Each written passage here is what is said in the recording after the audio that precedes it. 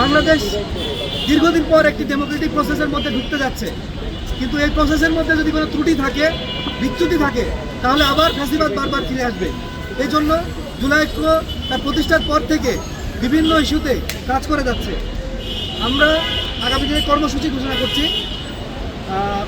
আমাদের কর্মসূচি আগামীকাল 27 জানুয়ারি ঋণখেলাপি দ্বৈত নাগরিকত্ব ইস্যু, জাতীয় পার্টি সহ 14 দলকে নির্বাচনে অযোগ্য ঘোষণা ও অবৈধ অস্ত্র উদ্ধারের দাবিতে মার্চ টু ইলেকশন কর্মসূচি আমরা পালন করব ইনশাআল্লাহ। আগামীকাল আগারগাঁও মেট্রো স্টেশন থেকে আমাদের পদযাত্রা শুরু হবে দুপুর 2:30 আমরা আবারও ঘোষণা করছি ঋণখেলাপি দ্বৈত নাগরিকত্ব ইস্যু, জাতীয় পার্টি সহ 14 দলকে নির্বাচনে অযোগ্য ঘোষণা ও অবৈধ অস্ত্র উদ্ধারের দাবিতে মার্চ টু ইলেকশন কর্মসূচি পালন করবে জুলাই ঐক্য। আগামীকাল আগারগাঁও মেট্রো স্টেশন থেকে পদযাত্রা শুরু হবে বেলা 2:30।